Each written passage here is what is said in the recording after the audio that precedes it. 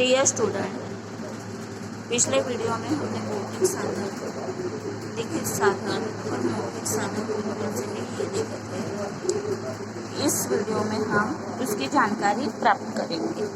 सबसे पहले है भौतिक साधन। भौतिक साधन भौतिक साधन में हमने देखा था कि शिलालेख आता है। इतिहास के साधन के रूप में विभिन्न शासनों द्वारा सोना, चांदी, तांबा जैसी धातुओं का उपयोग कर ढाले गए सिक्के महत्वपूर्ण जाते हैं। सिक्कों के आधार पर वे शासन कौन थे, उनका कार्यकाल, उनकी शासन व्यवस्था, धार्मिक अवधारणाएं, व्यक्तिगत विवरण आदि की जानकारी प्राप्त होती है। साथ ही आर्थिक गतिविधियां और आर्थिक स्थितियों की भी जानकारी मिलती है। उस कालखंड के धातु विज्ञान में हुई प्रगति ध्यान में आती है। सम्राट अकबर के सिक्कों पर अंकित राम सीता का चित्र तथा हैदर अली के सिक्कों पर अंकित शिव पार्वती की प्रतिमा के आधार पर उस कालखंड के प्रचलित धार्मिक समन्वय का भी हमें बोध होता है। पेशवाओं के सिक्कों पर अरबी तथा पारसी भाषा का उपयोग किया जाता था। उससे उस कालखंड के चलन वाली भाषा व्यवहार का ज्ञान होता है।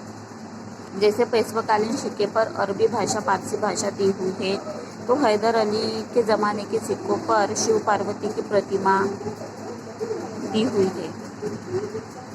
तो ये हो गई भौतिक साधन की जानकारी। अभी हम जानकारी हासिल करेंगे लिखित साधन। लिखित साधन में हमने राज दरबार के कामकाज के संबंधित दस्तावेज, न्यायालय के निर्णय के आदेश पत्र, वंशावली, शकावली, ग्रंथ, चरित्र, विदेशी यात्राओं की यात्रा वर्णन, पत्र व्यवहार, खलीता, पखर आदि के प्रकार देखे थे। लेकिन ये सब कुछ, ये जो जानकारी है हमें कहाँ से हासिल हुई, कैसे हासिल हुई? इस कालखंड में विदेशी यात्री भारत में आए, उन्होंने अपना अपना यात्रा साहित्य लिख रखा था। उसमें अल बैरूनी, इब्न बतूता, निकोलस, मनुची का समावेश होता है। बाबर का चरित्र, कवि परमानंद द्वारा संस्कृत भाषा में लिखित शिव चरित्र, श्री शिव भारत तथा विभिन्न शासनों के चरित्र, यह पत्र व्यवहार के आधार पर हम उन शासनों की नीतियाँ, प्रशासकीय प्रबंधन तथा राजनैतिक संबंधों को समझ सकते हैं। तवारीख। तवारीख का अर्थ होता है तारीख। ये लिख लेना कॉपी में, ये इम्पोर्टेंट है, ये पेपर में आता है। तवारीख अथवा तारीख का अर्थ घटनाक्रम अथवा इतिहास होता है। तारीख यानी घटनाक्रम। वो घटना कौन सी तारीख को घटित हुई है, ये जो जानकारी है हमें इतिहास द्वारा ही प्राप्त होगी। यानी जो घटना घटी हुई है वो इतिहास हो जाता है, वो भूतकाल हो जाता है। भूतकाल यानी इतिहास। अल बैरूनी, जियाउद्दीन बर्नी, मौलाना अहमद, याना बिन अहमद, मिर्जा हैदर, भीमसेन सक्सेना आदि द्वारा लिखी गई तवारीख उपलब्ध है। ये सब जानकारी हमें लाइब्रेरी से मिलती है। बखर शब्द। बखर का अर्थ होता है खबर। खबर यानी जानकारी। खबर का अर्थ समाचार। महाराष्ट्र में बखर इतिहास लेखन का एक प्रकार है, यानी समाचार का एक प्रकार है। बखर द्वारा तत्कालीन राजनैतिक घटना, भाषा व्यवहार, सांस्कृतिक जीवन, सामाजिक स्थिति जैसी घटनाओं को समझने में सहायता प्राप्त हुई। यानी आज के ज़माने का न्यूज़पेपर, जिससे हम पूरी जानकारी प्राप्त कर सकते हैं। मराठी में अनेक बखरे घटनाएं घटित हो जाने के कई वर्षों बाद लिखी गई है। फलता, उसमें कई बार सुनी सुनाई जानकारी पर बल दिया गया पाया जाता है।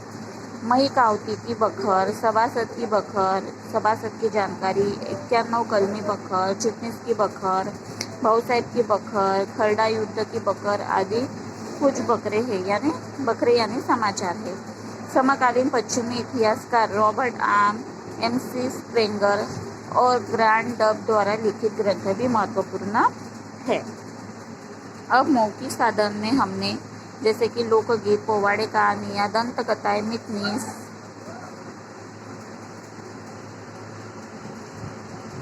गाथाएं द्वारा हम लोकप्रिय विविध पहलुओं को समझ सकते हैं। इन साधनों को इतिहास के मौखिक साधन कहते हैं और मौखिक साधन के प्रकार हमने पिछले वीडियो में देखे थे।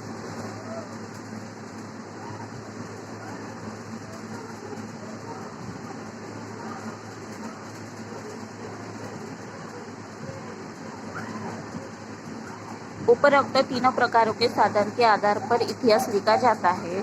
यद्यपि इतिहास एक बार लिखा जाए फिर उस विषय से संबंधित अनुसंधान अथवा लोक कार्य निरंतर चलता रहता है। मतलब एक बार लिखने के बाद वही निरंतर चलता रहेगा, उसमें कोई भी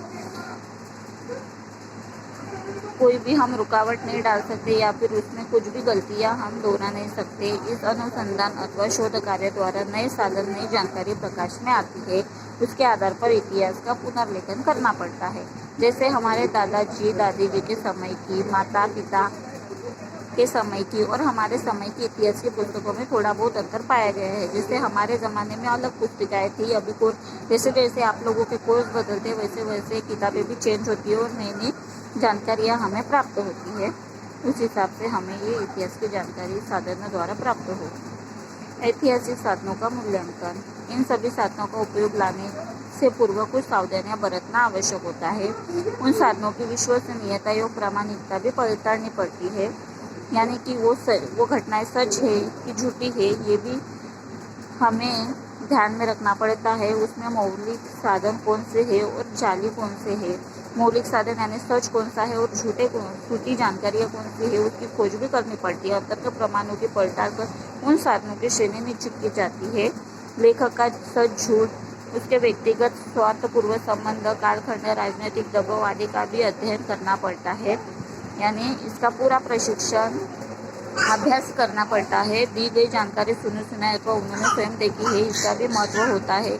मतलब जो जानकारी हमें इस साधनों द्वारा प्राप्त होती है वो सुनी सुनाई है या दूसरों के मुंह से सुनी हुई है कि स्वयं आंखों से देखकर उन्होंने लिखी हुई है, ये भी महत्वपूर्ण है। लेखन में प्रयुक्त अतिशयोक्तियाँ यानी छोटी सी बात को बहुत बड़ी करके बताना।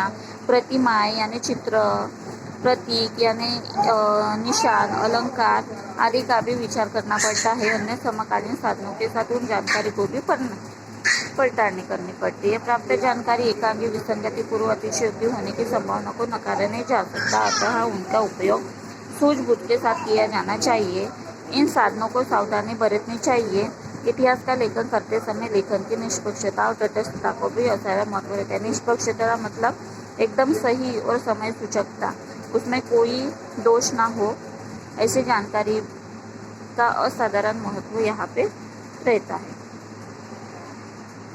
तो ये हो गई हमारा लेसन नंबर 1 इतिहास साधन, इतिहास के साधन की जानकारी। अगर कोई डिफिकल्टीज हो तो प्लीज़ पूछ लेना। निम्नलिखित चौखटों में दिए ऐतिहासिक साधनों के नाम ढूंढकर लिखो। आपको पेंसिल से इसमें ढूंढकर लिखना है और उसको ऐसे सर्कल बनाना है। जैसे पहला है तवारीख, ये देखो तवारीख, इसको ऐसे सर्कल बनाना है बड़ा। उसके बाद श्लोक, क्या क्या है, ताम्रपट, ये देखो ताम्रपट, इसको भी ऐसे सर्कल बनाना है। शिलालेख, इसको सर्कल बनाना है, ठीक है। स्मारकों में किन बातों का समावेश होता है, इसकी लेखन करो और इसके आंसर लिखो। स्मारकों में किन बातों का समावेश होता है, तवारीख किसे कहते हैं, इतिहास के लेखन कार्य में लेकर कौन से गुण महत्वपूर्ण माने जाते हैं। स्मारकों में किन बातों का समावेश होता है, स्मारकों में किन बातों का समावेश होता है, किन बातों का समावेश होता है स्मारकों में,